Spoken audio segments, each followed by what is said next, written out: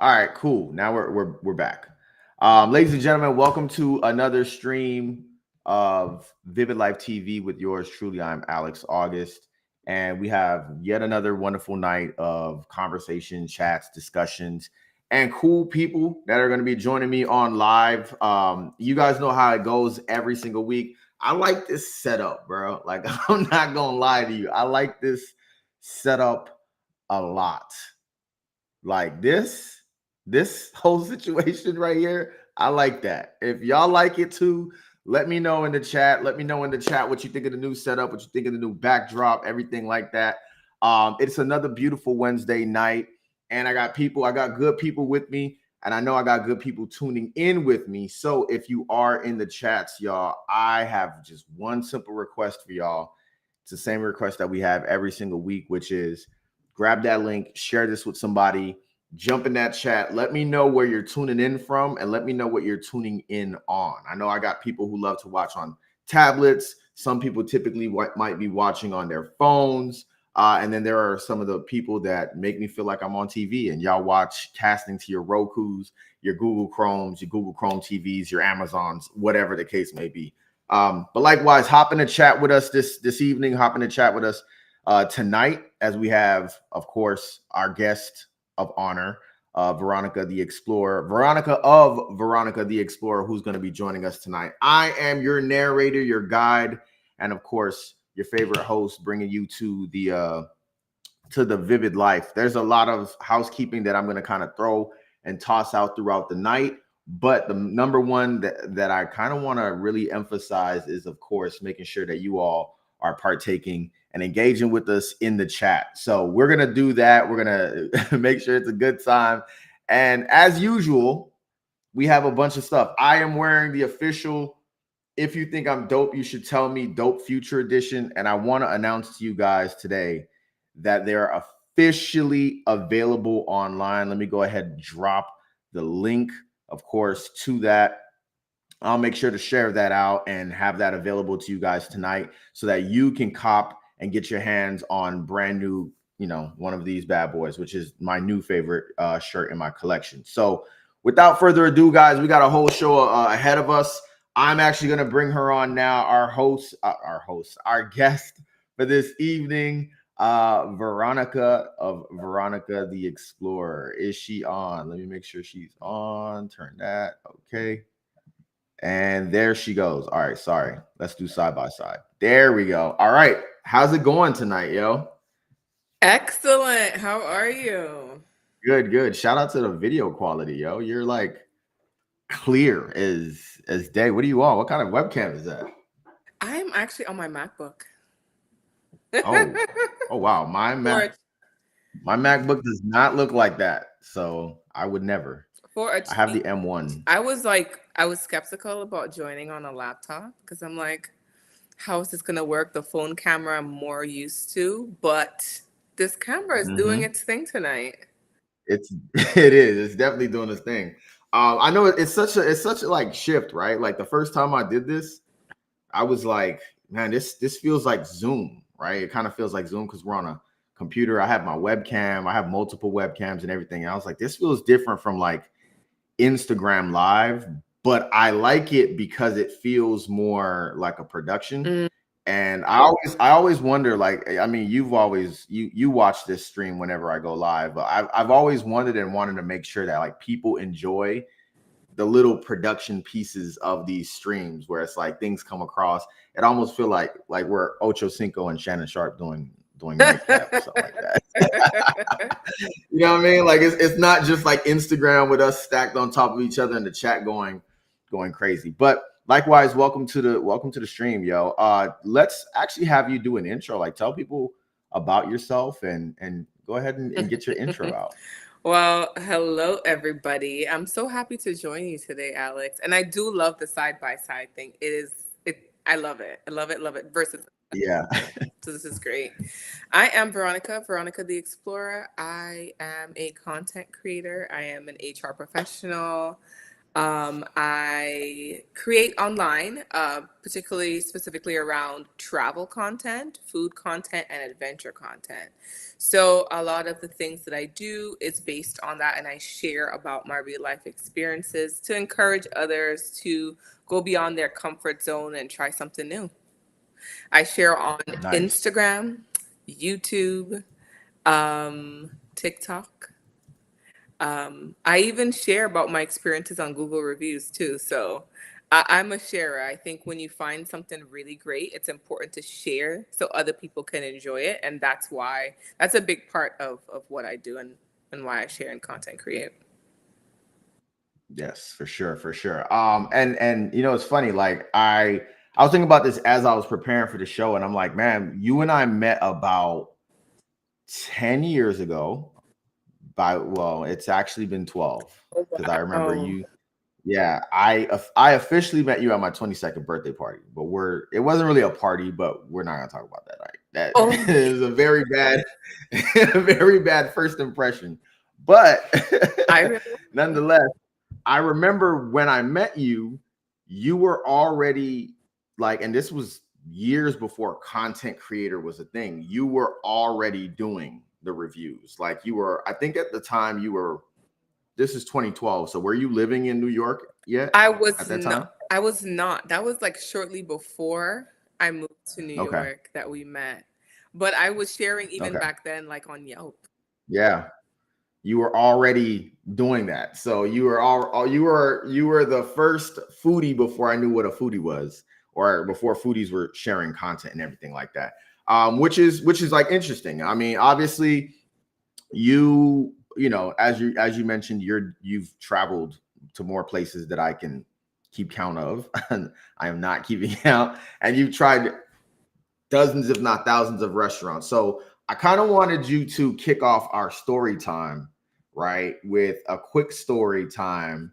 And as usual, whenever we start story time, we always start with this is a story about how, right? Very Fresh Prince of Bel Air ish. But I was wondering, with travel, with food, do you have any stories, or have you ever had an experience where food ruined the experience? Like, for example, a stomach bug. You ate something that you just didn't agree with your stomach on the back end, or later on, or just even if it's food catfishing. When when you get catfished by food where it looks really The good worst. and then yes, it is the worst. But do you have any stories for us to open up with? I would have loved to start on a more positive note, but if we want to get into it, we can get into it. I Okay. mean, it's something funny. It's something funny to Oh my break the ice. gosh. Something funny to break the ice. So as a foodie and a foodie for many years, I really like to go beyond my comfort zone. And I'll share one story. This has happened to me multiple times. I travel with some important medications to make sure that I'm okay. I traveled to India, no foodborne illnesses, everything was fine. I've traveled to places where they say that you would get sick at. And Right. I particularly went to Egypt. This was actually during the pandemic. I traveled to Egypt. There were amazing flight deals during the pandemic. I followed all the procedures and the guidelines and booked a flight, went over to Egypt, had the time of my life. I saw all Yeah. of the monuments. I went into a pyramid. I saw mummies. I went to museums. Amazing experience. And then I went out one night and I had curry. And I typically do not eat curry from different types of restaurants. I only like to eat curry at Indian restaurants. And I'm Hmm. from Trinidad originally. Indians are known for their curry, right? But in Egypt, I'm like, they have a veggie curry situation. Let me try that. Well, that was the mistake of my life. Um, Mm. I, before the night even ended, before even bedtime, it was like, and it was like, oh my gosh, like it, and then it was just horrible. That I is stayed up all night, and then the next day, because we're in Egypt. I'm doing all the adventurous things, all the things to make my life fun. I had a hot air balloon ride scheduled for like 6 a.m. that morning. So I had to be ready for pickup at like 5. And Mm-hmm. my husband is with me and he's saying, babe, we're not going to make it. You cannot physically go on this hot air balloon. Hot air balloons do not have restrooms. They do not have facilities to accommodate. I'll be up in the air. And I was so afraid. And I prayed. I prayed and I drank tea. And actually, I took medication for my stomach bug, but it really wasn't working. But Mm-hmm. I drank some mint tea that I actually brought with me because I do travel with tea. Right. And that ended up I prayed a lot and I ended up being fine by the morning. But that was so scary because I knew that I would be in a situation where I wouldn't have the ability to, take care of myself. But I was just like, YOLO, let's hope for the best. And it was I fine. So mean, after spending the night you, up all night, by the way, all night, I did not sleep. yeah. Ugh. I mean, y'all are better than me because every time I speak to you and my brother, y'all are always talking about you need to carry this, you need to carry this, and I'm like, yeah, I just be out there just You can't. living my. I mean, at least I don't want to say at least because like if I went to Egypt as well, I would want to be exploring on the culinary side too. But my situation happened in of all places New Orleans.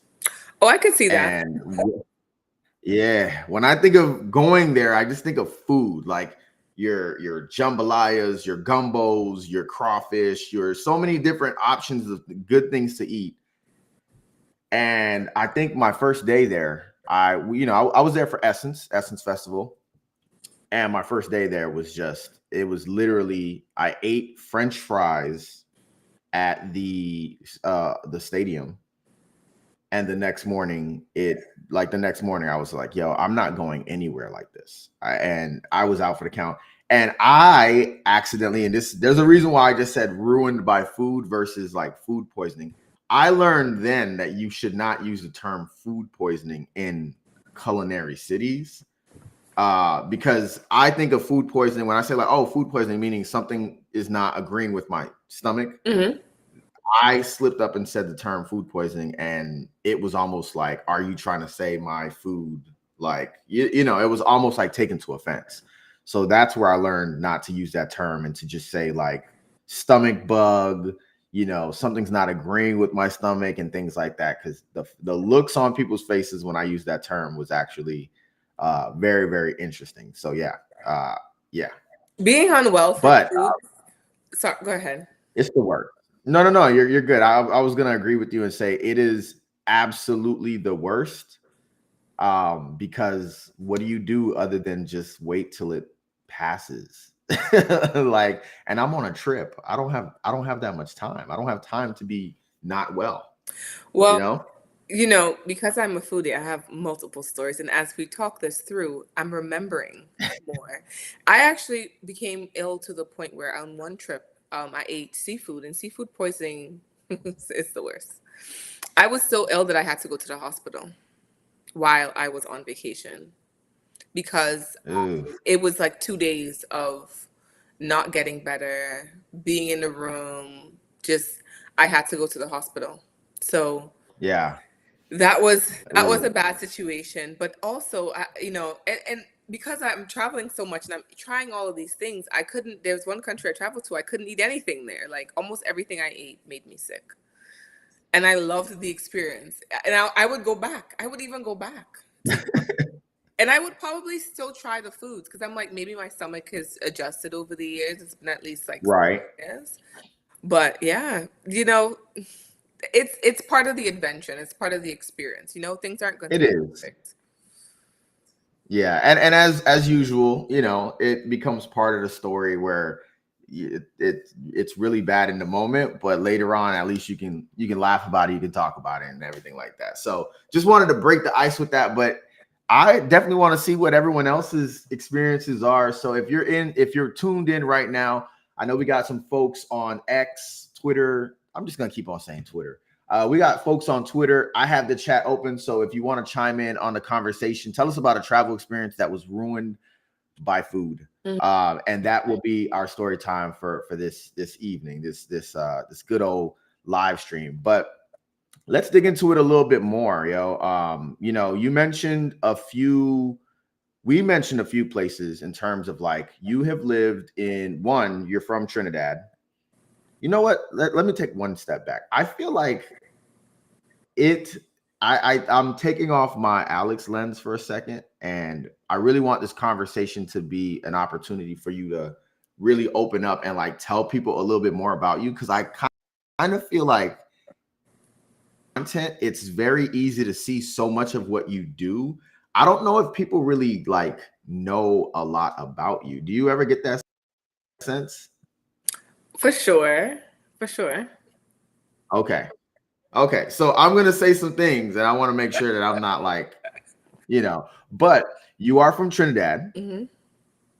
and you are also from Key West. Like that is your Florida hometown, I guess Florida town, right? That's right. That's my Florida hometown. I moved Okay. to Key West for like my high school years. So Mm-hmm. I lived in Trinidad Go calm. before. I went to primary school, had all my friends that I go and visit when I go home. Love, love, love, love social media for that connection, by the way. I think Mm-hmm. we have the technology so accessible to us, so we don't really think about it.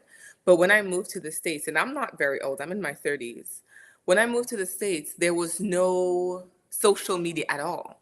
So my friends would mail, I have a friend, Adriella, who would mail me VHS tapes that she would record on her TV. So I would be up to date with the information because the internet didn't exist the way it does now, right? Yeah, it was no, not at She all. would mail me VHS, she would mail me CDs, so I'd know the music. At the time, there were no streaming platforms.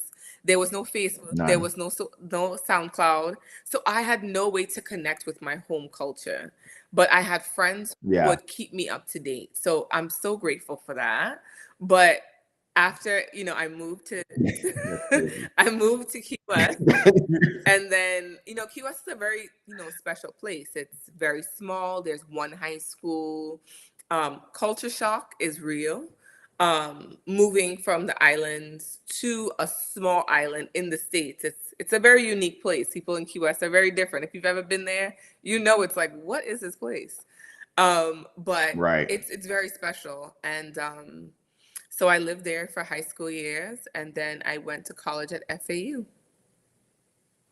Mm. which is So amazing. Trinidad, just by the time you were what, 22, 23, it was Trinidad, Key West, and then Boca. Boca. Where's FAU? Boca. Boca. Yeah, so Boca. Mm-hmm. And then after Boca, it was New York. Mm-hmm. And then after New York, it was Tampa, where you've been for 8 years. at 8 Mm-hmm. years. Wow. Okay. Let's have you talk about with all of these places that you've been to and traveling, what are some things that both that you talk about in your content and then things that you don't usually say in your content, maybe that we typically take for granted? Like what is there to appreciate when it, in your perspective, about like living in Tampa, having had now lived in those 4 different places? Well, at this point, each place was so individual and unique, right? I bet. Yeah. Culture wise, so different and unique. Um, you asked two questions about my content.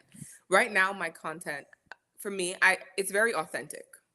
So Hmm. I do not go into a space right now unless I'm creating for a brand specifically and I have specific criteria that I want to capture. When it comes to destinations, content, event, etc., I just film. I go in and I just capture little shots. And then afterward, I look at what I have and then I create a story from there because I have lived the experience. So then I can share that through my content. And that's my focus Right. is to share that lived experience so people can feel as though they have been there with me because not everybody wants to travel. Not everybody has the means to travel. get Yeah. that completely.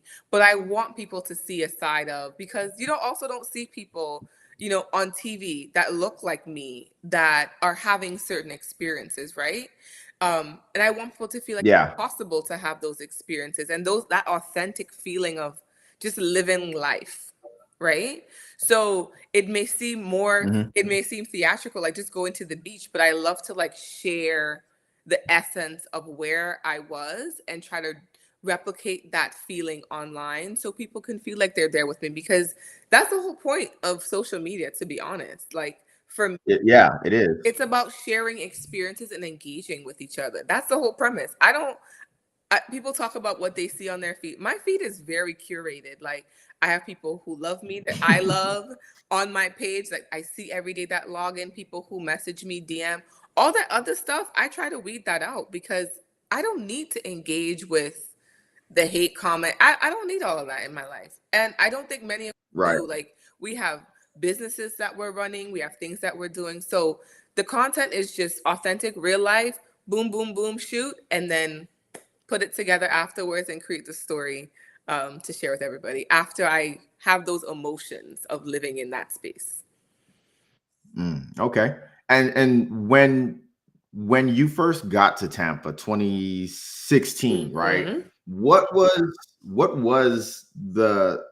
actually, first question, did you have an expectation? And if so, what was your expectation of Tampa having coming from New York? What was your expectation of the city, or what were you looking for mostly? So with moving to Tampa, um, I was just open, and this is just me in life. I really don't have expectations with a lot of things. Like I just go in Mm, and just try to have the experience of it all.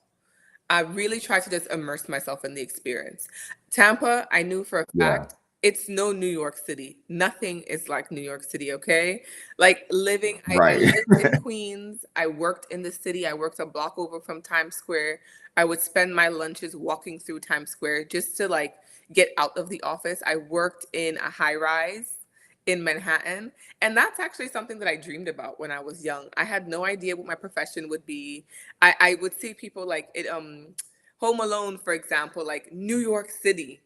And I was like, wow, Yeah. that looks so cool to like dress up. You wear your power suit, you have a briefcase, and you're trotting to the city. I had that lived experience. I dreamt it when I was little, and I had that experience, not knowing like the specific details. But New York also comes with like shoveling snow.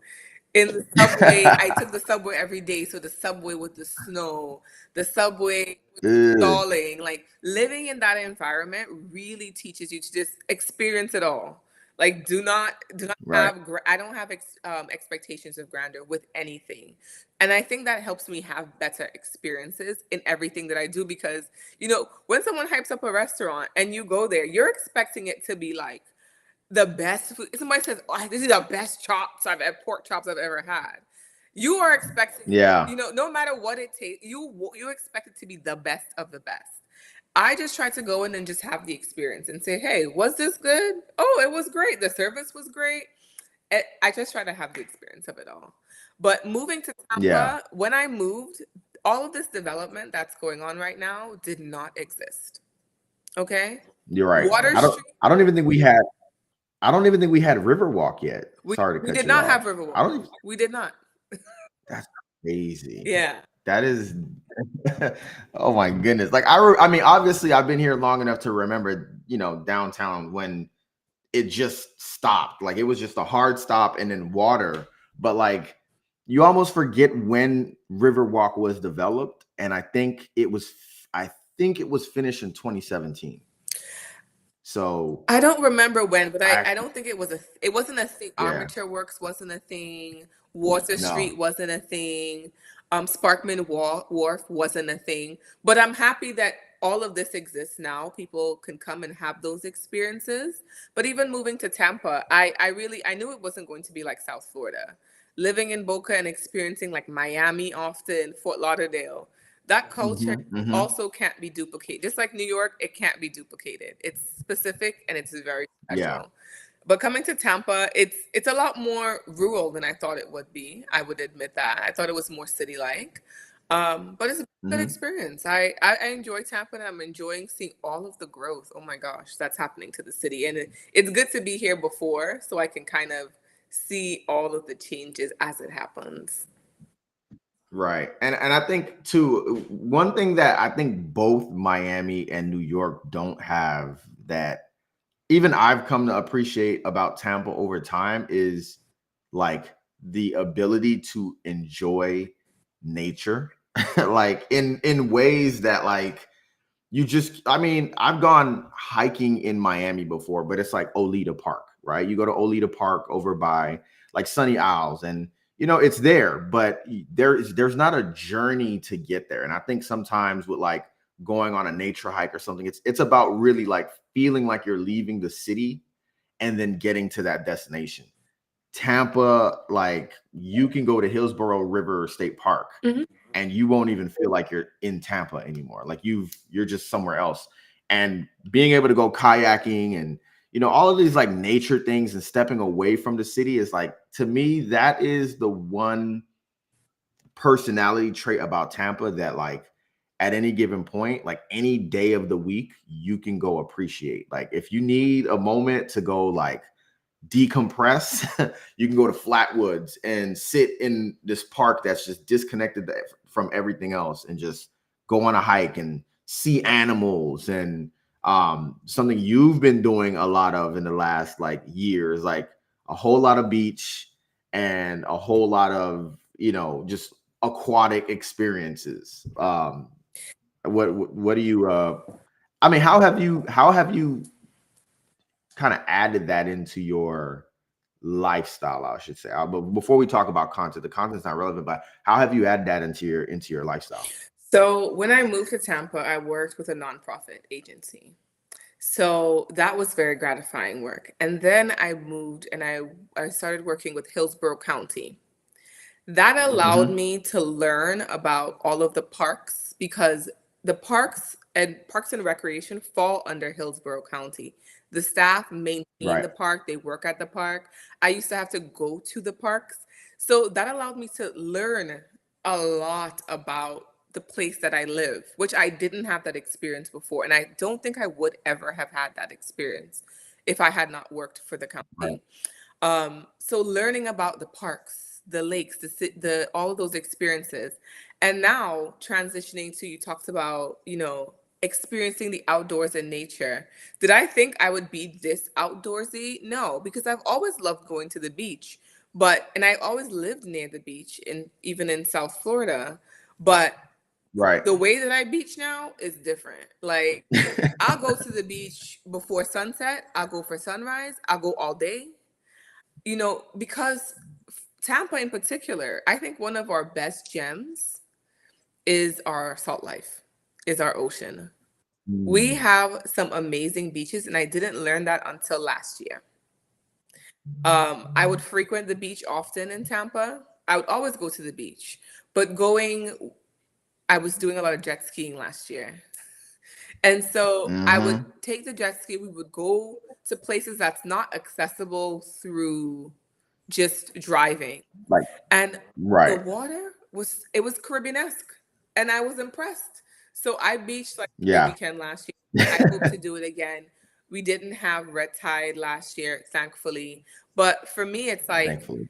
the outdoors is available to us. All of this natural beauty is available, and I am going to capitalize on that 100%. Yeah. And first off, you sparked a memory in my mind of going with y'all last year to the beach and then leaving absolutely charred and face peeling for 2-3 weeks because we literally stayed out there all day. So that just kind of triggered me a little bit. But it's funny because being here up until to be honest with you, up until you moved here, I was not really taking advantage of like, when we Floridians say like we live where you paradise or like We live where you we live where you vacation. yeah, we live where you vacation. It's like there are little pieces of living in a city where it's like, oh well, the beach is 45 minutes away, right? Like I used to complain about that because in Miami, the beach is 10 minutes away. And anywhere you're at in the city, you can get to the beach. When you're living in New Tampa or Wesley Chapel, like it's a drive, don't get me wrong. But once you do it and you realize, like, no, like this is a necessary part of living here, it was like it kind of changed it where I was like, okay. And then of course the pandemic where we were spending so much more time outside, that just kind of helped me crank and just understand, like, yo, we really do have number one, we have the number one beaches in the country. Um, so that's not me saying that. That's the Travel Channel. That's the people who That's make me saying it. lists That's about me stuff. saying it. That's me saying it. Okay. That's me saying. But I mean, I as a go ahead. state, we have beautiful beaches because even I recently Right, returned from Panama City. They have gorgeous beaches. But right, the fact that we have the beaches in general, like I know Florida gets a bad right, rap. We do as a state. But the beach life, oh yeah, it's worth it. It's worth it. right, right. Like, and it to live here and not take advantage of that would be A disservice. taking right a huge disservice to yourself. Hmm. So let's take a quick pivot really quick. You mentioned your work in HR. Hmm. Hmm. And before we were prep as we were prepping for this show, there were some things that I wanted to talk about in that, obviously, in that being your career, because I feel like, first things first, I feel like a lot of people who look at content creators or anyone who is working with brands, and they kind of look at it like it's impossible for it to be, a 9 to 5 or a career and content creation. So not assuming that anyone is surprised that you work in HR, but talk a little bit about, like, what's it like balancing those two worlds, and how they kind of transition, and how some of the skills from one translates to the other. So HR is something that I've studied. I went to undergrad. I got a degree in marketing and management communication. And then I got my master's in HR. And I love the field. I started way back when, learned as a generalist in HR. HR has so many different facets. There's not only just the disciplinary part, which I think when people think of Right. HR, that's all they think about. There's benefits, there's talent acquisition, Yeah. onboarding. There's so many different facets. And I personally love the investigation process of HR. I really did love asking questions, getting people to open up, share with me. I love that part of it. Um, but balancing it, actually, it really it intertwined in a sense where I use one part of my brain for work and then my creative side with content creation. And the way I shoot content, I've always been this way, where it's like, let me just shoot what I have and then I'll put it together after. So I try not to pressure myself to say, I have to, I try not to look at other people's content and try to duplicate what they do in terms of how they shoot, how they film. I just try to just Hmm. put it together in my own creative way. I feel like it's like painting, right? Right. Everybody has like a different technique of how they do it, but the picture still comes out beautiful at the end, right? So balancing it Hmm. all during in the morning, during lunch breaks, whatever feels authentic to me, I share. I would love to cut that down, but and be like very specific about what I share. But to be honest, I love sharing so many different things. And lately I've been getting into sharing more about Florida life, the birds, just nature in general, because that's something that I'm passionate about. So it's super easy for me to just start sharing my passions. And like I said, I've always liked Right. sharing feedback. Like for me, feedback is monumental. So from leaving business reviews, like that was a hobby of mine before it became, like you said, like a A thing. thing. Yeah. I was taking the pictures on like very basic phones and uploading them to Google and to Yelp before, it became a thing, because I'm truly passionate about, hey, if I had a good experience, I want you to have a good experience and I want you to know about it. So I want to share about it. And these are platforms created to do that. So it's kind of natural for me to share good stuff. Like I just like sharing good stuff. Yeah. Yeah. Yeah. So does mm, does that Yeah, you mentioned the authentic part, and I definitely hear that, and I definitely feel that. Does it ever like, but with balancing, work and not well, 9 to 5, right? We'll call it 9 to 5 for the sake of this conversation. 9 to 5 in content creation. Does it ever feel forced in trying to make that balance?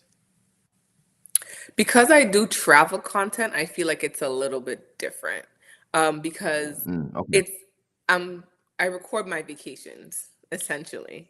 So it's not like my everyday life. It's not like it's not typically a day to day. It's a specific thing. And then with food, it's specifically food. So it's easier for me, but because I've always been like a person like I love being super active. Like in high school, for example, I was in track, and then I tried volleyball, and then I tried basketball, both of which I was not too great at. And then I did yearbook. I was like a part of the yearbook committee that put, I don't know if they still do yearbooks, but I was a part of the yearbook committee that put together the yearbook. I was a part of student government. Like I've always enjoyed being active and not just solely like going to school and just going home Right, afterwards. I've right. always been like extracurricular, doing all of the things. So I think as an adult, this transitioned into that. So for me personally, it hasn't been extremely unbearable, but I do understand Right. now that there's so many platforms. Like it is challenging to post on all of the things and to manage all of the things and edit. It can be frustrating, but when it does, when I feel overwhelmed, I close it down. I say, okay, I'll just not post for a few days, not think about it, and then come back to it. Yeah. Give me 1 second. You can hear me, right? I can. You were frozen for a little bit, but You now can you're hear me? fine. Hmm. Okay. Yeah, I'm having a little bit of a bandwidth issue here. Let me close one thing Some down just so I tabs. can make sure I'm good. And yeah, I got tabs open and I'm like looking at the stream, making sure it's good. And I think I'm probably draining my bandwidth.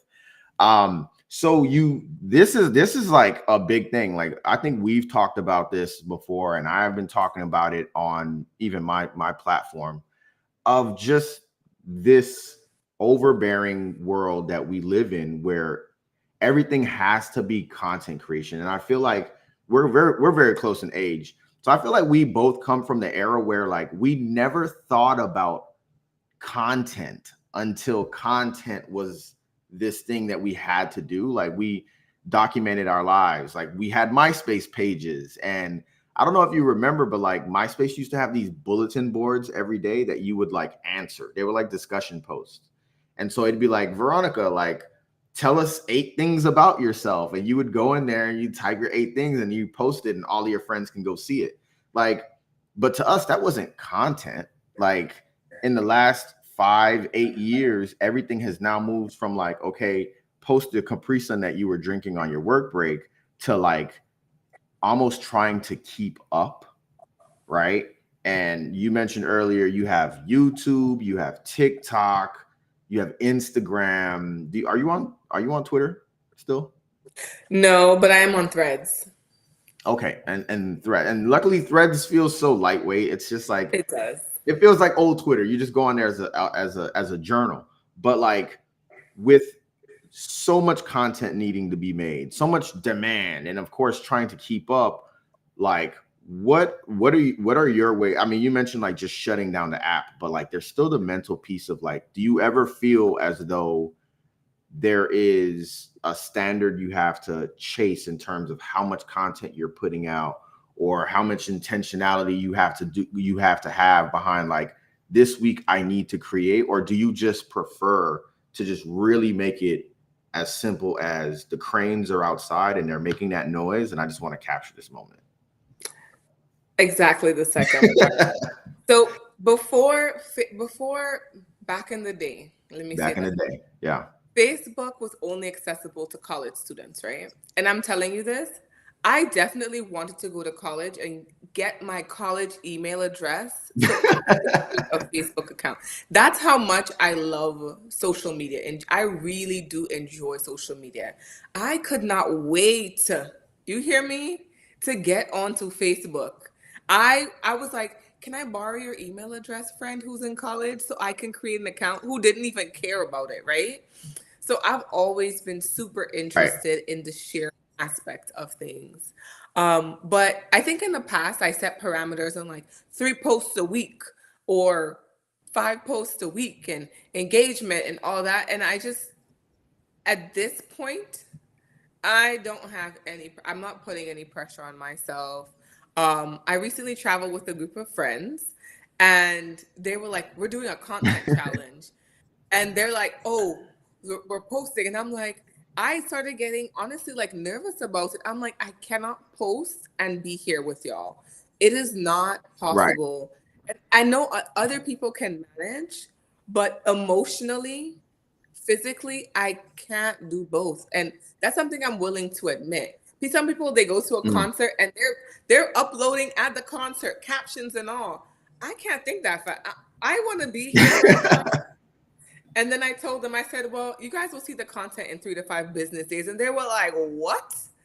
And I'm like, I need time to even Right. process coming down from the trip because, you know, you're there emotionally there with people, having a good time, and then coming home back into my space, getting back into my routine. And then I'm a post when I post. And then I Right. challenge myself. I'm like, you know what, girls?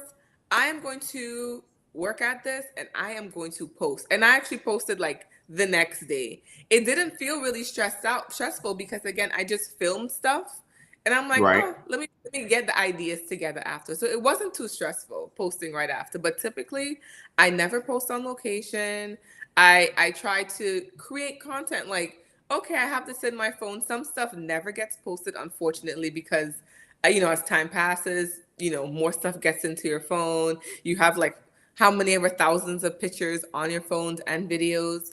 But you Yeah. know, I try to just take it easy. That this is not content creation is not my main. It's something that I enjoy. Um, Right. it's something that I think I'm really good at, but it's not something that I want to, you know, put my head on a block for. Like I don't even control the Right. platform it's on.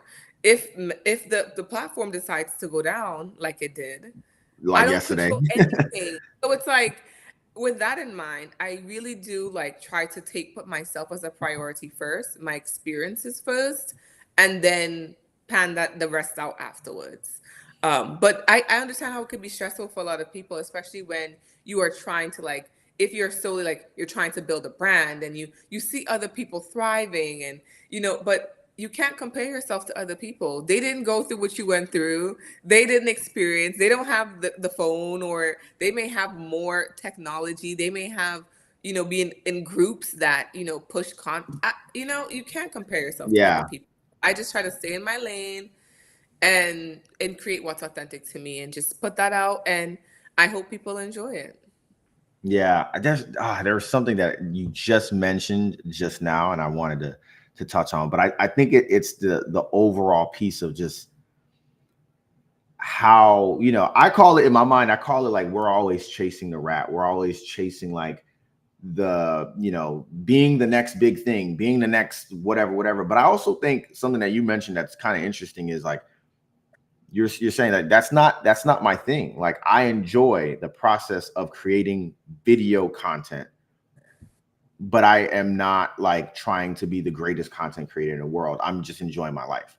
I feel like it's hard for a lot of content creators to admit or say that. Like, you know, oh no. Like I don't have to be the best at this. And I feel like that's where a lot of the frustration comes from is like, you know, you're trying to be the greatest content creator in the world and you're trying to have the whole world watch your one video, and then when the whole world doesn't see your video, then it becomes frustrating, right? It's like it's the video that I did recently about like, you know, virality versus community. Do you want your people to see your content, or do you just want to have a great experience that you go out and you share? So the fact that you said like I'm not trying to put my head on the block for this is like I feel like more people, including myself, should also like just adopt that idea, because honestly, like you said, if these platforms are gone tomorrow, and I kind of felt like that was going to be the case yesterday, like I got logged out of my Facebook and I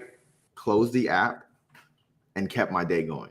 Like I was like, oh, and I had it on. I was like, honestly, if Facebook was gone today, if Meta, which is obviously Threads, Instagram, Facebook, WhatsApp would kind of suck because that's a communication tool.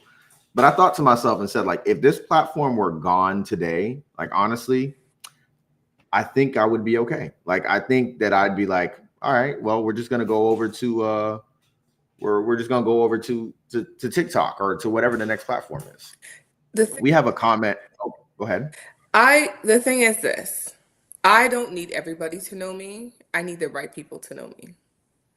And Amen. and that is something I would stand on the hill for, or whatever the saying is. Like for real. Like I don't need everybody. Everybody doesn't need to know who I am, what I do about I just need the right people.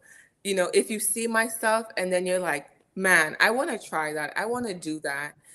That is the goal. Like for me. I think because I have so many other things, I've always been a person that is like multiple things. Like, I told you I was in this and that. So I have multiple things going on. I love social media, but you can't look at other people's stuff. I know people who film on like it looks like they're filming on a Razor, Motorola Razor, and they have like 40 times the followers, millions of people watching their stuff, and they're like posting literally like nothingness. And people are engaging with it, but that's their thing. I can't compare myself and be like, I don't believe there's a greatest content creator. I think people create content, but it's very subjective. All of this is new to us too. Like we have to all admit, Right. like we're in the first gen of content creation, so we're all experiencing this together. So whether you go viral every day or you never go viral, if you desire to share, it's about sharing first. And then Mm-hmm. you could think about other things, because what's the point of being well known or famous or whatever in the social media space, and then you're just recording yourself eating a banana, like literally just eating. But it happens, and that's good for them. But that's not every your season will come, your time will come. But who Yeah. needs to see my stuff will see my, and I'm very focused on that part in particular. You just reminded me of this guy on TikTok. Speaking of something as simple as eating a banana, his whole thing is that he plays a video game and then he falls asleep playing the video game. And of course, if you're ever playing a video game and you're holding a controller and you fall asleep, you're just going to keep on dying and restarting and going over and over. And he goes live on TikTok doing that for upwards of 2 hours, and people just go in there and they watch him sleeping. I don't know how he stays still that long, but that's his thing. And it's like, I would never think of a strategy where I'm just like, I'm going to play, Pac-Man with unlimited credits and just keep on dying over and over and pretend like I'm asleep. I would never think of that. So that's his thing, and literally it works for him. Probably Nobody wouldn't likes work for it. the rest of us. Yeah. So you mentioned the part about like the right people, which obviously for you mentioned it earlier. I picked up on it, not sure if the audience did, but you mentioned working with brands, right? What are some of the brands that you've worked with before? And talk a little bit about how you prioritize that and why you prioritize that over, Joe Schmo seeing your content. I don't know if it's as much as a priority or just the symbiotic relationship of social media. I'm Okay. traveling and people are seeing it. It makes sense for a hotel to work with me. Do you want people to come stay at your hotel? Do you want me to showcase your hotel? Do you want me to create content for you and just give it to you so you can have it in your repository whenever you're ready to post? It, Mm, you know, it varies per brand, but it always has to be a fit. And every brand that I've worked with so far has been it's a really good fit. Like it's about things that I think are important. But I love working with brands. I think that's also a part of social media where you're connecting with people, but you're also connecting with companies that you can help propel them share about them, or I can do the creative thing behind the scenes, which I love to do too, is creating like user generated content and create content for them that they have. There was a hotel that I worked with Mm-hmm. like 3 years ago that recently posted some of my content that I shared with them 3 years ago. And I Wow. love creating evergreen content where it's not just for a month. It's not trendy. It's forever. The hotel could probably use the same content 10 years from now. I try to Right. create content so authentic that you can use it whenever. It can still be uploaded whenever. So, yeah. Okay. Okay. Okay. And so with that, let's take a quick pivot away from that, and kind of go back into just again overall the lifestyle. Something that kind of came up a little earlier that you talked about is not shooting content when you're on site during your vacations. I actually always thought you did that as like a strategy. Like I thought that was your social media strategy to kind of make it seem as though like, uh-oh, you like you never know where I'm at, right? The little Kim dance, like you just never know where Veronica's at. But now you've revealed that it has so much more to do with just like kind of the magic of creating the content. Like you're just not in that space when you're actually on site. I thought it was because of both the strategy and also safety, because that's what most people talk about is like not sharing where you are while you're there because of safety reasons. Which brings up my question of you've done some content around safety in hotels, safety traveling alone, safety in travel in general. How often does that come to you as a question from people who see your content? Quite often. People Okay. are really concerned about safety, and I completely get it. And not sharing while I'm at a location does have something to do with safety. Like, to Okay. be honest, I can look at someone's pictures or their videos and I could tell where they are based on Yeah. buildings. Because I've traveled so much, I've done a lot of research. I can tell where somebody is based on buildings. Also, based on the water. If you post the ocean, I might be able to guess where you are. And I've done it before to people. I've seen a street lamp and I'm like, oh, you're in Paris? And they're like, yeah, okay. Without them posting. But that's how easy it is and that's just me just looking at it. Imagine if someone had malicious intent.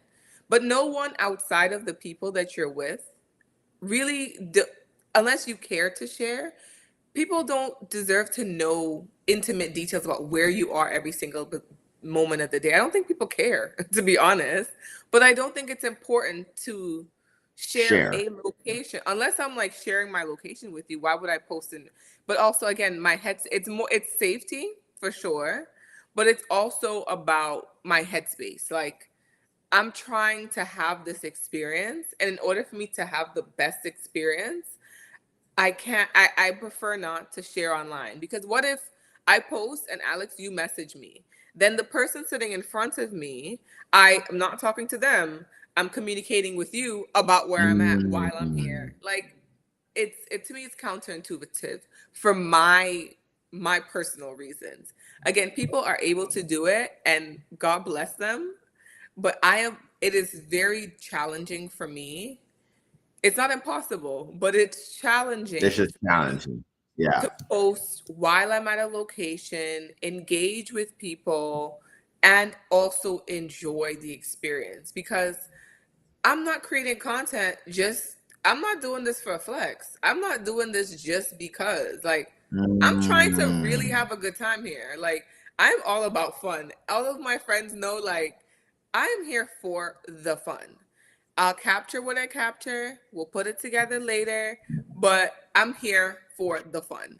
Fun is the priority, Right. and then the content comes after. And if I get no content, I get no content. That may happen, but I always get something I could put together. Because I think to me, content creation is also very creative. Like, it really is a creative Right. process for me. Again, I could watch other people and duplicate what they do, or I can just look at what I have and put together Create something and share unique. it. Correct. And that's my preferred method. So I'm going to take a quick break from the conversation because I do want, as you're talking about this, I was just like, honestly, I want to share your YouTube channel, but I also don't want the graphic to just like throw over your face. Mm-hmm. So if you guys are interested in subscribing to her content on YouTube, this is YouTube specifically. That is the QR code. The link is also in the chat. If you're on Twitter, it is youtube.com/Veronica The Explorer. Somebody please call Elon Musk and ask him to get the team to connect these two platforms together so y'all can be in here with us. But definitely check out her content. Her shorts are very creative. They definitely tell the exact story of, hey, I keep, every time I think of your content, I also think of when you went to Seychelles, because that was legitimately a place I had never heard of. Mm-hmm. And I was like, okay, I want to see what it looks like. And then I see the beaches and I see all of that. And I'm like, bro, where is this place? I had to Google it. And by Google, I mean, I had to open Google Maps to like, where is this place at? So that's one of my favorite reels. And then I told you this past weekend that your Trinidad trip just looked, it was dope. Like it looked really, really dope. So definitely check out her content, y'all. Subscribe to that, and get a feel for what she's speaking on. The flex. That part is what I think that's what I don't like about social media anymore. But It feels. mm-hmm. Go ahead. Go ahead. Go ahead. Mm-mm. I was gonna say I feel like social media, even when I'm also, I live life. You've been out with me before. I'm either very much like, I'm so glad to just be around y'all. Oh my God, I'm with my friends again. Or I'm just like cutting up and I'm like, let's have a good time. It didn't dawn on me until last summer that my content was being looked at as a flex. And I was shocked. I was like, oh, no, you don't know how I booked this flight. Like, people don't know that I booked flights, that I was booking flights last year, like the day before I was going and things like that. Like, you can't just look at everybody's content and think that it's a flex. But I think that's what bothers me most about social media right now is it's starting to be obvious that everyone is creating content, not everyone, but a lot of people are creating content to flex a lifestyle or trying to cause a sense of envy amongst their followers. And I think we talked about that while we were prepping for the show, of like the envy economy kind of thing. What were you going to say about it?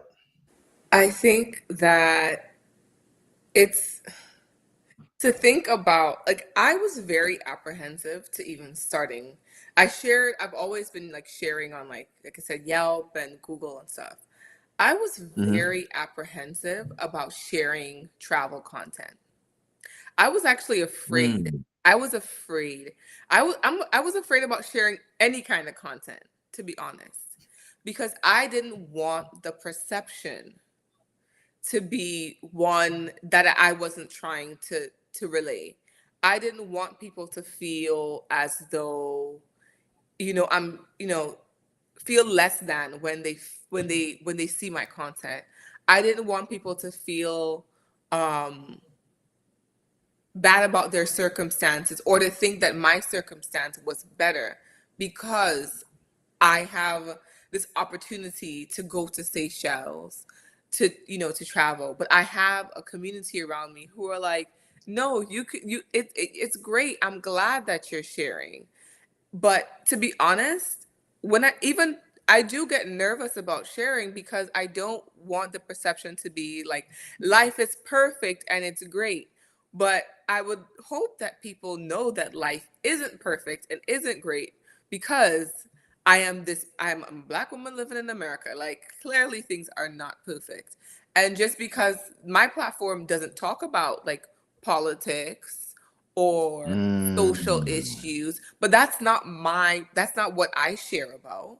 But I was very scared to share because I didn't want to come off as though like, oh, you're getting to I'm getting to experience these things and other people aren't. Like I really I was very self-conscious about that.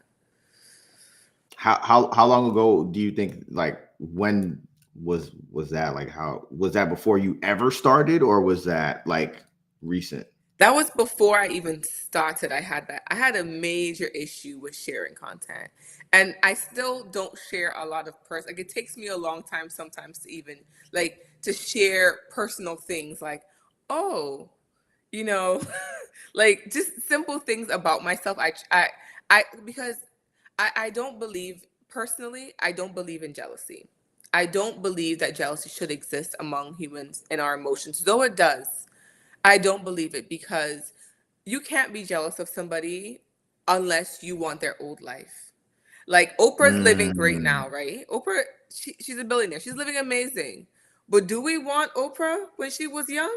What she went through? Absolutely not. So you can't be I don't believe in jealousy because you can't want somebody's present if you don't want their past. And a lot of people who are right, doing well have really like terrible circumstances that they come from, really big hardships. So I don't believe in like envy. Like the emotions will come, but I have to remove them because it's like I can compare my life to somebody else. I don't even know what they went through, where they grew up, if their parents right, were there, what, if there was you don't know what people are going through. yeah, So I try to focus on me and try to just, stay in my lane. But I get it. It's yeah. hard not to compare yourself to other people when you see them online. Like it's hard. You But think so? I think so. For a lot of people it is because if you don't have the means Okay, or you don't right, have right, the knowledge or ability, it may seem like that person has it easy. But yeah. if you don't know the whole past, you can't want the present. So that's why I say I don't But in envy and jealousy like that. yeah, there was a video I was watching today, and the gentleman on the video was talking about how some people use content to like mask insecurities, right?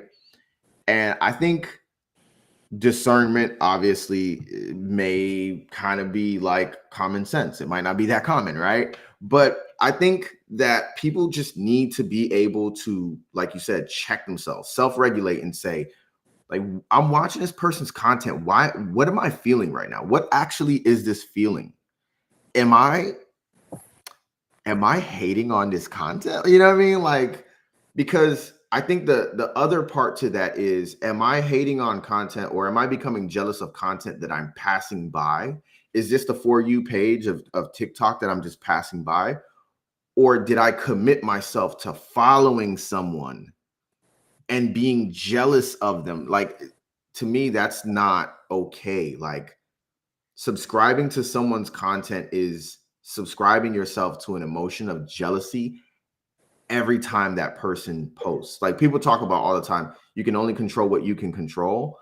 And putting yourself in that position of controlling the fact that you're subscribed, but not being able to control that Mr. Beast is, doing XYZ, or that, Hollow Red moved to New York, or Alex Auguste is another Vivid Life tour, flyer or whatever. Like, to me, that's where I grow concerned, just like what you mentioned of like, I don't know if I want to do that anymore. You know what I'm saying? I recently, just speaking on myself, I recently, and I, you recall like the conversations we had when my apartment got broken into, right? It was like, yo, did you do anything that could lead to someone knowing too much information about when you're in town, when you're not in town? And even that, like, that messed me up for a while too, where I was just like, I don't want to do this concept. I don't want to do that. I'm nervous about posting and all that. So to me, it's just, there's a side of everything that's like safety, safety, safety, and the things we can control as content creators. And then there's the part of it that sucks the joy out of being able to share your experiences, because you have to think of how many followers you have on Instagram. You have like Like seven, 7,000 or something. 7,000. Yeah. So like, you have to think about a random person in the pool of 7,000 people who might be jealous. Like, to me, both sides of this coin are so detrimental for us to live on in the social media space. Like, having to think about that as a content creator and then someone living that way as a consumer is just, to me, it's not right.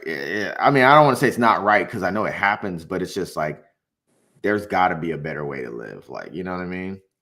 I just want people to feel good. My goal is when you see it, you feel good. Like you're like, what is this place like Seychelles? Like where is Mm-hmm. it? Like I want feel good content because that's Right. why I was rushing to get on Facebook in the first place because I wanted to connect with people. This is all about connectivity for me and I just try to block out everything else. If something Yeah. all that rah-rah, it to me it's social media it's not that deep but it is, but I try to just focus on listen, this is the experience.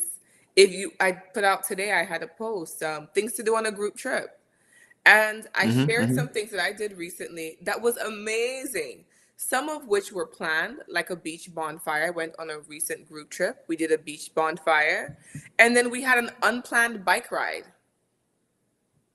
Like, and that was amazing. The bike ride was so, and 10 people on bikes, like navigating. You know, And then, you think about not everybody's great at bike riding either. So it's like all of that, that's what I was thinking of. that experience, but we had that experience together, so it's Yeah. like if you were going on a group trip, here's something that I recommend that you do so you can have a good time.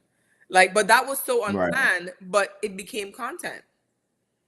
It wasn't planned. Like we didn't have that in the itinerary, but it became a part of my content, and that's how I filmed the content. Just bloop bloop bloop. Bike riding, having so much fun, and all that stuff. But go ahead. Nothing. I was just gonna say, like, shout out to y'all, all 10 of y'all being able to ride a bike, because that's not always the Can case, you ride a right? There's bike? always yeah, Okay, I just want to make sure. yeah. You, I can I ride a didn't. bike. The two things, can you ride a bike? Can you swim? I can do both. Okay, I know you So could swim. yeah, I yeah. know for I'm sure. good on both. But I didn't Um, think people didn't know how to ride bikes, to be honest. Like I thought that was a part of it's like learning how to eat with a fork or a spoon and not eat with your hands. But it's a you live lot of and you people. learn. But we all do Right. it. And so if somebody were to, and again, feel good content. So if someone's planning a group trip or they're like trying to get their friends to go out with them, even if to go somewhere in their own city, what is something I could do with a group of people? Go for a bike ride. And if one person struggles, somebody will help them. Somebody's going to, and that's all part about the experience. We're all here living in this space for the first time, all of us together. We may have an idea of what we're doing, but we kind of don't. We're living day by day. So it's all about the experience. And that is what I try to relate through content. Yeah. And now I'm like getting like in activation mode of just like, man, I think it's important for people, and I don't know how to communicate this to the masses, right? I just know how to create content where it's like we have smartphones. You know what I'm saying? Like people have smartphones, and so it's like if you take the travel aside, right? As a smartphone owner or holder, just try it. Try to document your life in whatever aspect it is, right? And I think the one thing that I'll say about content creation is that you don't often see someone having an authentic experience. That sometimes, like you said, life is not perfect, but like those not perfect days, I think as a group, as a collective, we've convinced ourselves that like we only should record on the best days and the great days and the ups, right? It's like, no, like you would be surprised how much more connection you would have with people on the day where you're just like, I'm just here, which again goes back to my love of live streaming, Mhm. right? Being able to connect with people in real time. We got Hollow Red in the chat. We have, 18 people watching us right now. Being able to connect with people in real time, and then also my newfound love for TikTok, where it's just like forget all of the jazz. Let's just, the cranes are outside. You know what I mean? Like the sun is shining and it's reminding me of a song. Yeah. And I just feel like singing that song. So that's something I hope people like, I hope we as a collective in this wild, wild west that we're in right now with social media eventually figure out that it doesn't have to be, none of this has to be perfect, because the reality is none of it is perfect. Yeah. You know what's interesting? It's very hard for me to relay. Like you said, like, if you're having a bad day, just share it. That's hard for me. That's actually harder for me Mm-hmm. than sharing good content or happier moments. Mm-hmm. Because I don't even, the way I work through problems, it's like problem, maybe silk and sad, and then it's like, what's the solution, and then move past it. So it's like I don't really That's dwell on that's that. very that's a tourist quality, by the way. So I don't focus on it. So it's like, to even capture or to say something, it'll take way more effort for me to film, or to even I don't even, if something bad's happening, I'm not even thinking about, I'm just like in it, and like, how can I get through this? How can I, if I'm not in the moment where I'm like, okay, this is happening, let it happen. But Yeah. it's hard. But I actually think that we live in a world where everybody does have a phone. But do I think content creation is for everybody? No. No. And No. I hear a lot of people say, well, I have a lot of content in my phone, I just have to put it together. And it's like, that is the most challenging part, is actually putting it together in some sort of format. But I think we live in a space where everybody thinks they're a content creator because they have a phone. And I had to learn this from a Yeah. friend who's another content creator. She says, when people say things like, oh, content creation is easy, I have a phone, I have content, I can put it up. She tells them, you should do it so they can see how challenging it is. And I thought, that's a Yeah. good idea, because it's not easy. I know everything that it always looks easy when somebody else is doing it. Content creation is not Right. easy. When your friend or someone online puts together something and posts it, sometimes people think about captions for hours.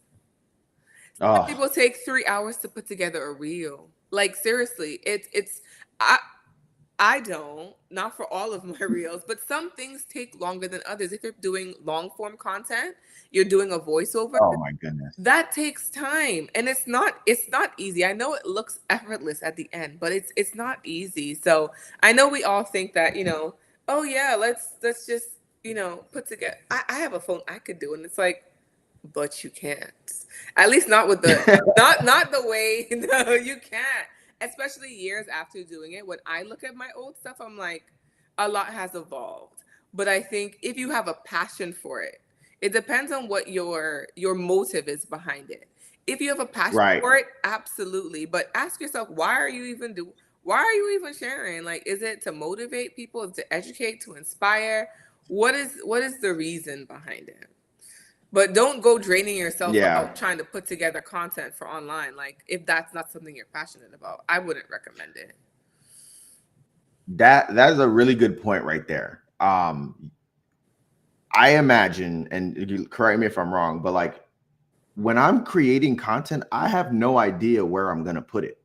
Like I don't even, that's not part of my creation process. I'm not thinking of, this is gonna go so well on my Instagram feed. Like I don't think about that. I just think of the story, and that's sometimes why it's just like, okay, a post didn't do too well, or 200 view jail, and it's like, oh, okay, well, that's a little disappointing, but it's out there, right? Like someone can see it at some point. I can share it with someone if I'm ever in conversation, because it's out there in the ether. Mm. But I think when people think of, I want to quote unquote blow up, go viral and stuff, then it's like, well, do you really want to?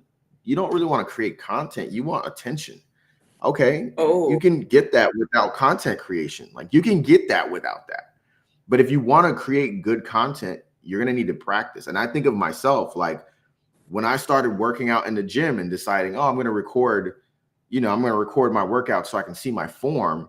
And then it became like, what would be a better angle for this? And then it just continued to develop into like, oh, okay, well, I'm gonna go 4x4ing in the mountains in San Diego. I know the perfect seat in the car that I should have because I really want this angle and I want this shot, and like it becomes muscle memory because you practice. Mm. If you're not practicing content creation, you're not gonna get. I mean, well, let me also back up to your point about like the why. I have video aspirations. I have storytelling cinematic aspirations, and that's probably why I am the way that I am. Mm. I think if you don't have the strong why, you'll never feel like you need to make your content better because you don't think your content's not good to begin with. My first video, go ahead. Or you're gonna burn out. Ooh, or you're gonna burn out because you're expecting to go viral every time you post. And then you post for 2 months and then the person disappears. And it's like, what happened? I was loving this stuff that you were posting. I'm sorry, continue. Not only do they disappear, but they also announce that they're gonna disappear. Like that's not a full disappearance. You announced that you're leaving. I'm gonna announce. No, never mind. Anyways, but yeah, like it's like to me, it's like I have a certain aspiration of what I want to create with what I like, what I'm doing. Like I talked about how much work it went into just mental work of like I want to shoot a music video, and then I shot The Perfectionist. Like it required me to figure out like what have I done in the past that I feel like prepared me for this project. Because I don't know if you remember, but I couldn't shoot anything with my phone because my phone was full and I was editing the video on my phone. So it was like I could not delete anything off my phone because of that. So, you know, I just think about that all the time of like, this is not content creation. Content creator is a blanket word that is trying to lump all of these skills, very serious big boy, big girl job skills into this very simplistic thing. And you know, yourself, you reach out to brands, you talk to brands. Like there is a role in a company for people that do that. Like just blanking it over with like content creation is simplifying it so that some kid on Instagram is like, I don't want a 9 to 5. I just want to be a content creator and make 6 figures. Like realistic because it's happened before, but is it realistic for you if you don't have those skills, if you don't practice that skill set? So I don't know. That's my big take on it. But let's transition into this last piece here. We have Veronica of Veronica the Explorer. If you guys are tuned in right now, this is the perfect time for you all to drop your questions for Veronica. The stream goal today, I should have actually said this earlier tonight. The stream goal for today or tonight is if we can get her to answer 7 questions that come from the chat. So I'm going to be firing off some questions to her. And you guys can also drop your questions in the chat, share them with us so that she can address them and answer them based on everything we've talked about tonight. And we can take it to, you know, take it from there. So I want to kick this Q&A off really quick with first asking you what inspired you to go from this is my lifestyle to let me turn this into a brand, or let me turn this into an engine that can work with brands? What was like the compelling event for that? Wow. Was there an event? I think it was just time and opportunity. And those two just aligned when I realized that when brands started reaching out to me, I think that was like, we have a thing here. And I have had many jobs in my life, one of which is sales. I worked in sales for quite some time. One of my first jobs in college was calling alumni, asking them for donations. And it No, was you're that so hard person. for me at first. And then I got into the swing of it, and month after month, I was killing it, okay? Leading. And so it feels very natural for me to reach out to a brand and say, hey, I think we have some synergy here. can we work together?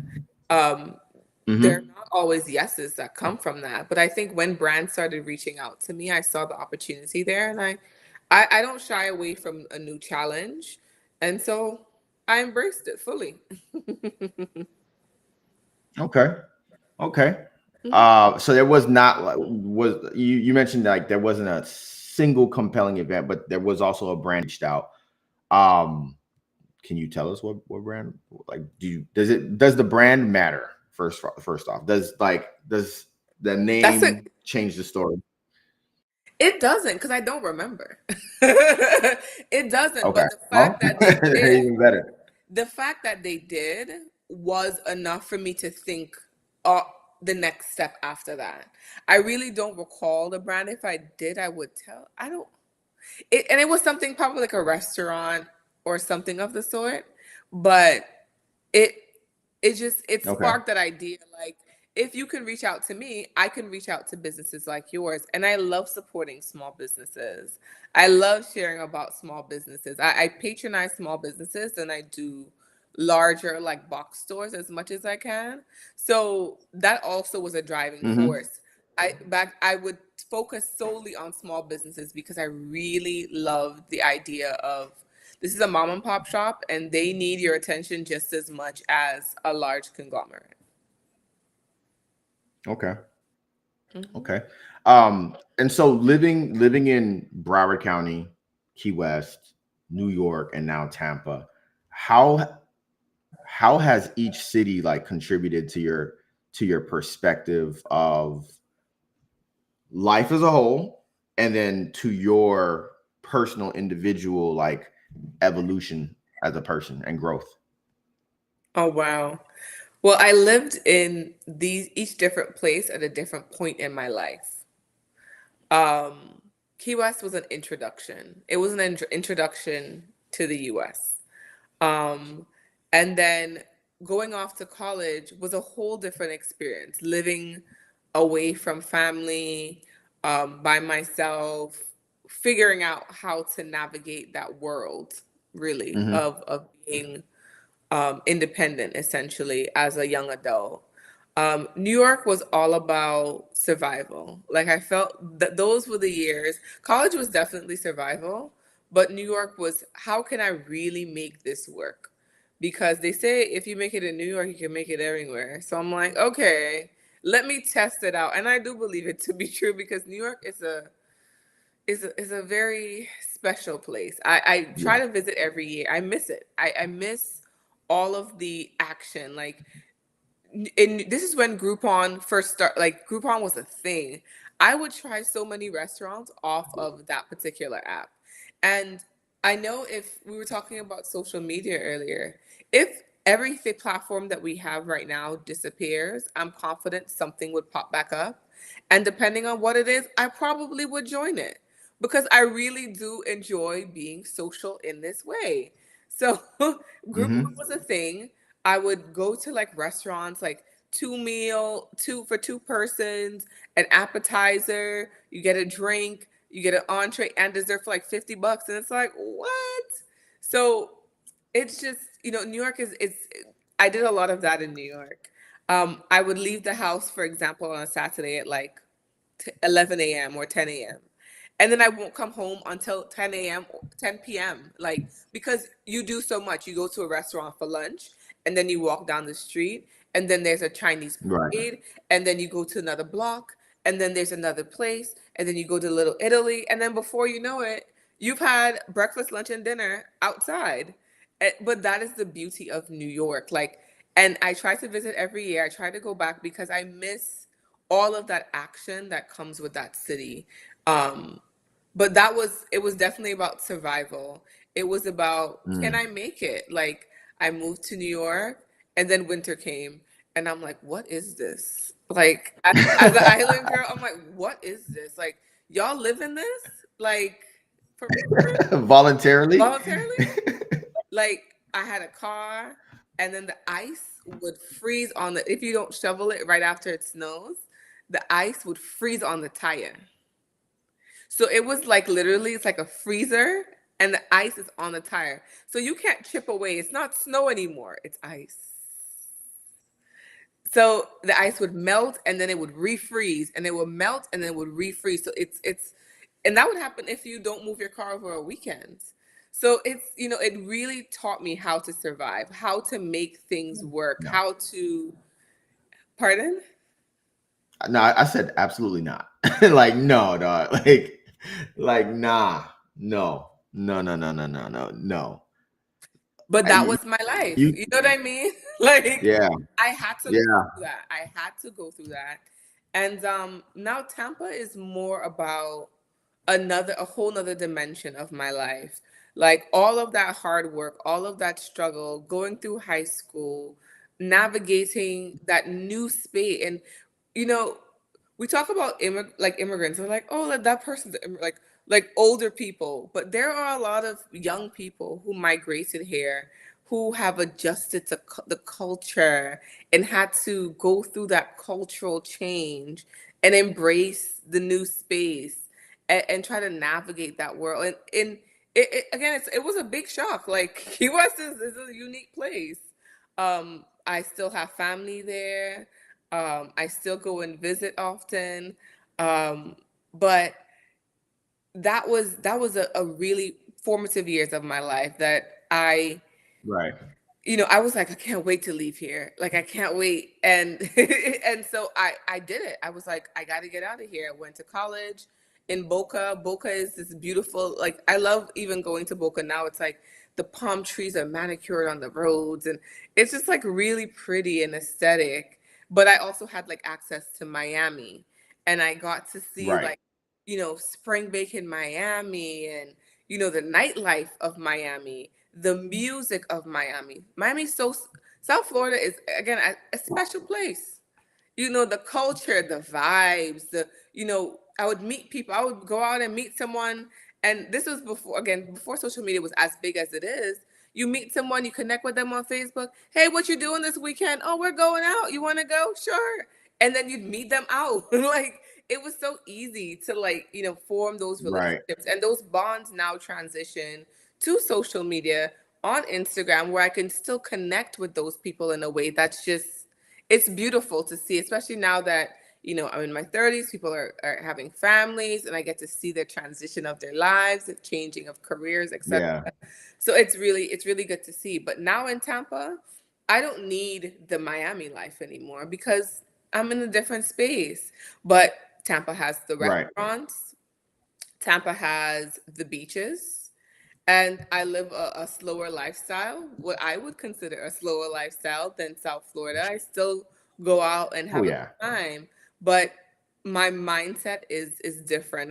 This year, I'm really focusing on my relationships with people, and building on my relationships and getting to know my friends and my family better, because you could spend time with someone, but when you get to spend more time with them, you get to ask questions about so your childhood and your parents, and you get to know them a little differently. So this year I'm really focused on diving deeper into a lot of my relationships.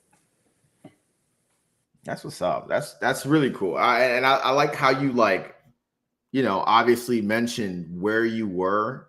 Like each like if that was the book of your life, each city was like a different chapter and just Agreed. formed a different like quality about you. Like, I mean, New York was like I could definitely see survival because I remember, my brother sending me the photos of like a pile of snow, and he's like, my car is under there somewhere, and I'm like, bro, you got it, dog. You got it. So yeah, definitely survival. And obviously transitioning to Tampa and seeing what you're referring to, I see it 100% because I have never gone out and accidentally ran into y'all. So definitely a slower pace of life. So for this last question,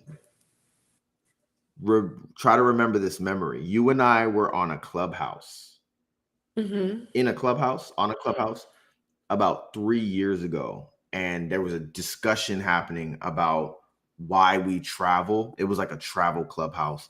It talked about people who travel for escapism, like travel becoming like escapism, like, and there was a comment about that. And I think you and I talked after that Clubhouse, and and somehow we landed on that topic, and I think it was your position on that was that you do not travel for escapism. Like travel to you is not escapism. What are your thoughts on that now, and how, has it been challenged at all, considering, what's gone on in the world, what's gone on in the country, what's gone on this year, and then of course personal things in your own life? Have you ever considered like that, or have you ever had trips that are just, this is not a content creation trip, this is like, I do need to get away for my mental health, for anything like that? Has your mindset on that changed at all? First of all, I loved Clubhouse. Okay. I Yes, you were I am one the of the Clubhouse very queen. I'm one of the very few people that you would meet who was like, huh, Clubhouse, loved it. Again, social aspect. People, Clubhouse Yeah, app boomed during the pandemic. People got on the app, just started talking, only audio. And I was like, yes. I'm also what they call like an amnivert. I have introverted qualities and extroverted qualities. I don't like to label myself. So being on only audio and having these conversations any time of the it was day crazy.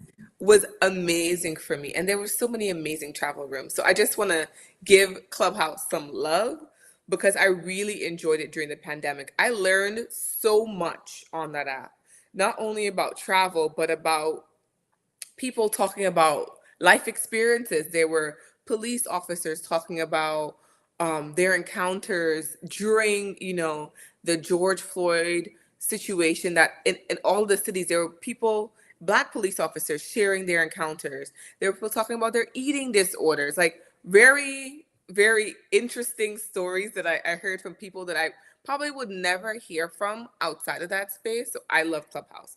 So let me start there. Okay.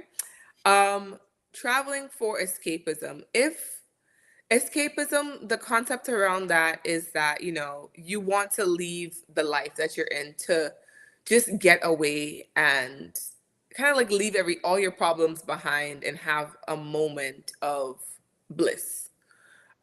If someone does that, I'm not here to judge. Your life is your life, and I think that's a-okay.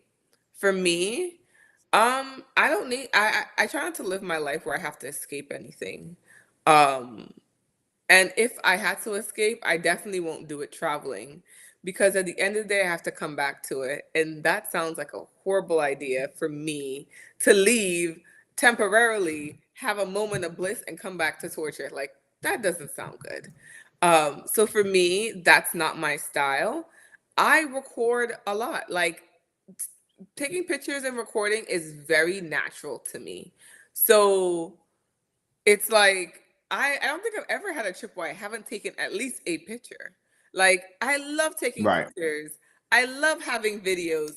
And the fact that we have these phones now, I used to sell cell phones. Let me share this little tidbit about myself. I used to sell phones. I started off working at T-Mobile. Do you remember the T-Mobile Sidekick? The Sidekick? Yeah. I used to sell those when those were all the rage. And then the Motorola Razor came out. Woo, and that was hot, hot, hot stuff. Okay. And then the iPhone came out with AT&T exclusively having access to it. And Yeah. that was a game changer. And I think back then they offered like 2 gigabytes of 200 megabytes of memory on your phone. So pictures were not, even if you did take pictures, you didn't have the bandwidth on the device to store the way that we do now. It was literally like Right. 200 megabyte phones back then. Right. And there was Okay. no way to transfer the information. There was no cloud. So it's like you had to physically plug your sidekick into the computer and then do the swing thing and then like transfer it over. That's right. That's right. Even then, like memory cards on actual digital cameras were still a thing. Um, but the I love technology for starters. I love tech and I love new innovative technology. When AT&T had the iPhone, I realized that, oh, you guys are just coming out, and I saw the iPhone and I said, this is amazing. So I started working with AT&T. Um, but my point of all of this was that I think with the new things that are coming out, I just embrace all of it. But I just like taking pictures in general. My dad also liked taking pictures. He always had a camera on him when we would go out. He would always take pictures with his old school camera. And I think I got it from him because he always had a camera on him. And this Yeah. is a memory that's now popping up that I've never even connected before. But my dad had an album, like physical album of my baby pictures, and those were like the only baby pictures. Those are the only baby pictures that I have of myself to this day. Like, but he captured those.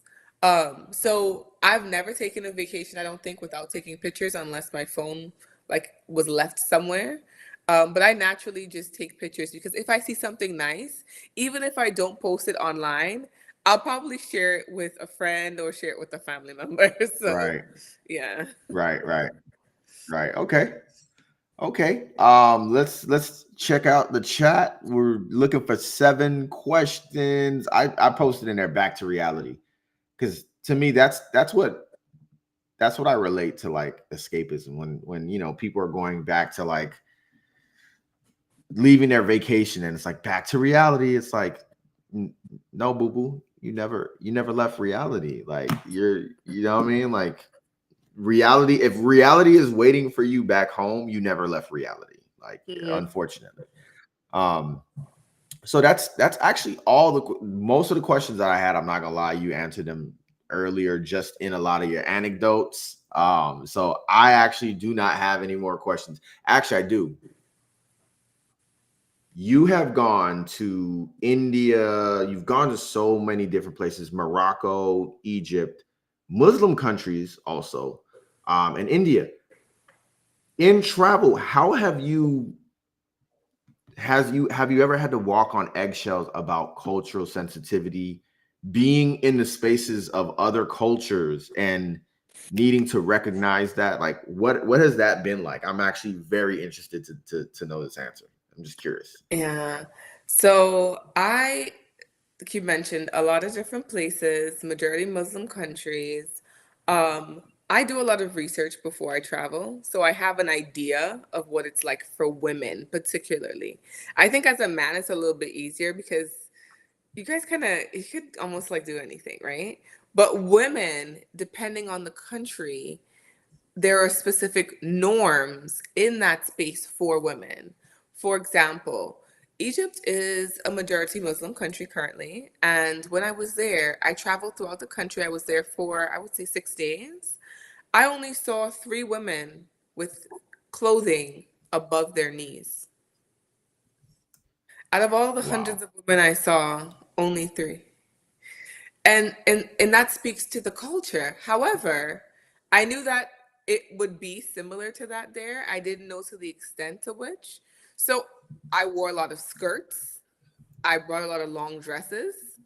So I was prepared in a way where I knew that I was going into a space where it's like, okay, women dress like this. As a woman, I'm going to dress like this. There was an instance in India Right. where I was there for a wedding, which if you've never been to an Indian wedding, it is magnificent. And I wore something that was like right above my knee. And we walked into a space and I saw people just staring at me. And when I walk into rooms, I look very different than the average person. I'm quite tall. I have locks. I look very different than a lot of people. So I'm very well aware that people are going to look at me. But the stairs felt like, and I saw people like looking at my legs. I was like, okay, in this particular space, I'm going to go back up to my room and change. And I immediately went to change because I wanted to feel like I wasn't showing any disrespect. I wanted to be a part Right. of. But this was earlier when I was traveling. But I immediately went to go change because, yeah, I even though as a tourist they won't say anything. I saw tourists in Egypt with mini skirts and shorts. But as for me, I wore long skirts and long dresses the entire time. I wore a lot of long sleeve Yeah. clothing as well. I tried not to wear anything that cut at the shoulders, and if I did, I wore something over it. But that cultural sensitivity is really important because I'm a guest in their space. Like I Right. don't feel compelled to say you need to treat women like this. Women should have the right to do this. I am a guest in their space. So I try to respect their customs when I travel. I try to do research before I venture off, but I try to be very respectful in terms of clothing, of what they're used to seeing women look like when I'm traveling in a particular space. I actually got a lot of questions about Dubai. Um, Ooh, there, yeah. I got a lot of questions about Dubai and, if men and women can sleep in the same room if they're not married. No one asked for documentation from me and my husband, just FYI. I had to share that with a lot of people. Also, clothing, depending on where you're going, it depends, but they are also very traditional in that sense, where women are typically covered and wear long sleeve shirts and pants and head coverings and such. But I try to make sure and do a little research, particularly when I know I'm going to specific areas, Mm-hmm. just to make sure I pack what I need. And I feel comfortable because, again, as a tourist, you can typically wear whatever you want and people won't say anything to you. That's a fact. However, I want to extend the courtesy of, this is what you're used to. Let me not go beyond that when I'm visiting Right. your house, because that's what I am. I'm a Right. visitor in Yeah, and I think it's also good to avoid attention, right? Like even if it is socially, culturally, religiously acceptable, like still just not putting yourself in a position where like attention is going to be gravitating towards you. But also something I wanted to note as well is having had been to Europe, I feel like we think of like culturally acceptable things, or things like that, of like Muslim, non-Muslim, or like just other religious groups. And I feel like a lot of people forget that when you go to Rome and you try to walk into Vatican City, they will stop you.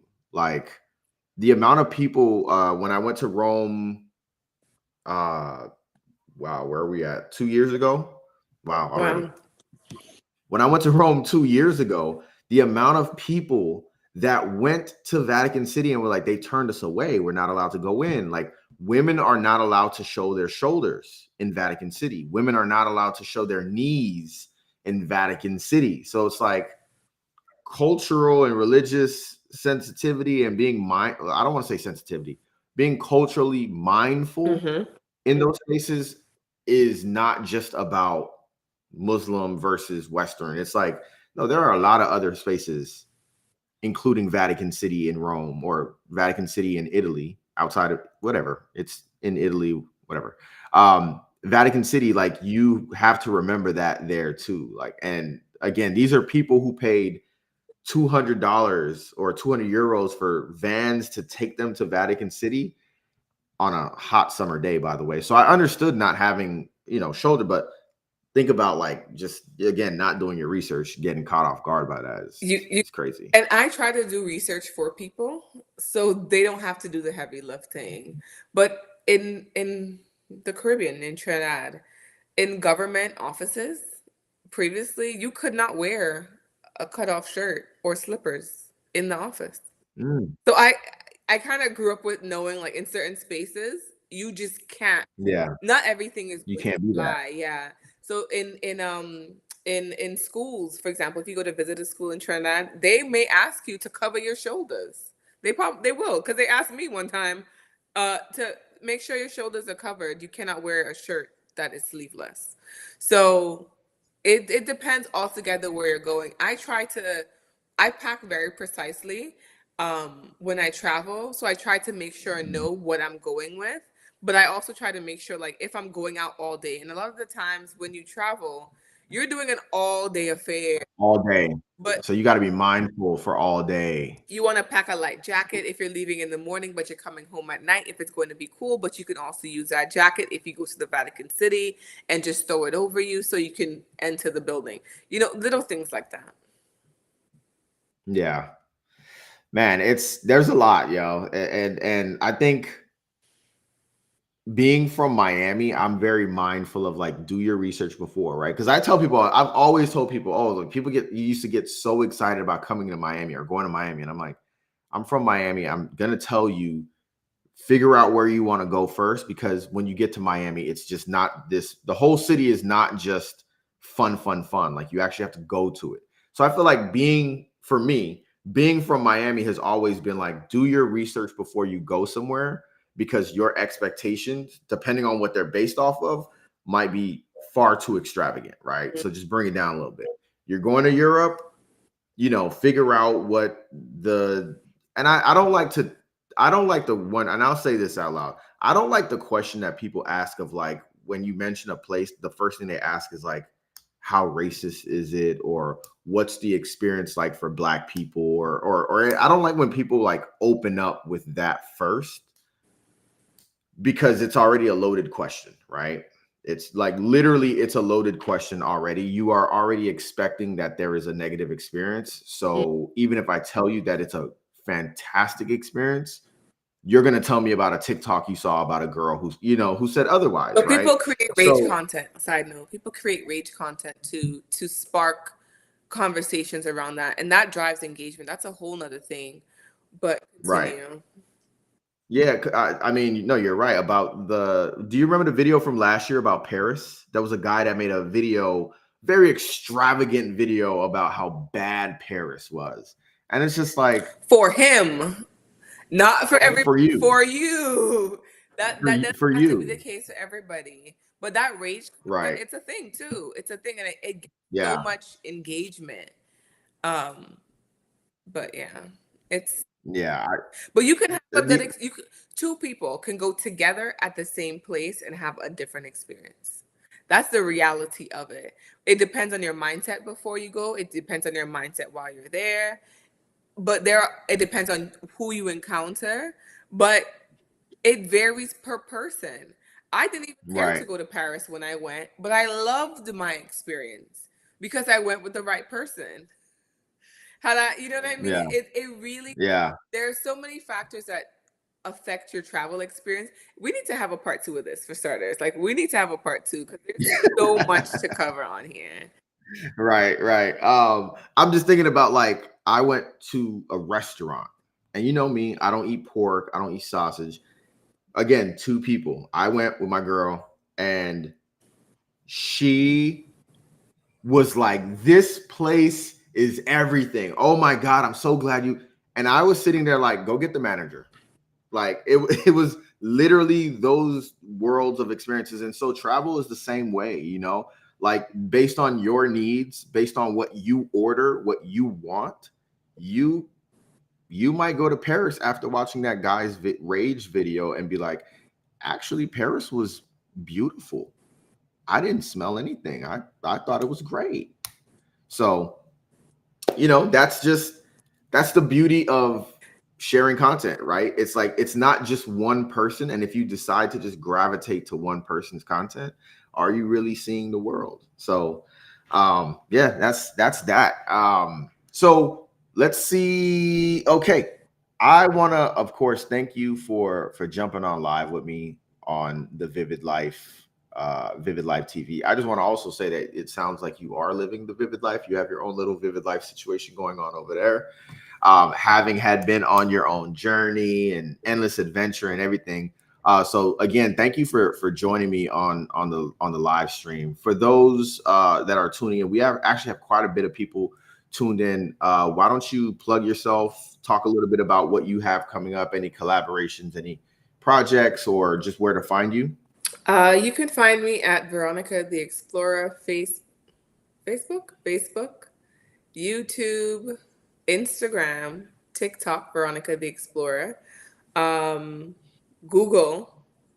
I have like 1.3 million views on my reviews on Google because I do leave Google reviews a lot, which I enjoy. Um, my focus is travel, food, experiences, adventure travel. Though I'm not like an outdoorsy adventurer, but I do like to have unique experiences. and I share about those on those platforms. So feel free to follow me, send me a DM if you have any questions about places that I've been to that you're interested in doing. And as summer is approaching, I'll be sharing a lot of content on Florida life, beaches, birds, and yeah, All right. that's a bit about it. All right, all right. And of course, for y'all, for those of y'all who are either catching this late or catching the rerun, um, videos like this are always available on the back end. Go to I am Alex Auguste on YouTube.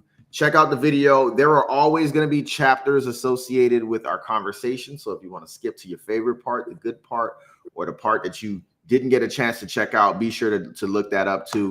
And of course, subscribe to I am Alex Auguste for streams like this, videos, and storytelling from yours truly. I do have a quick plug for myself as well.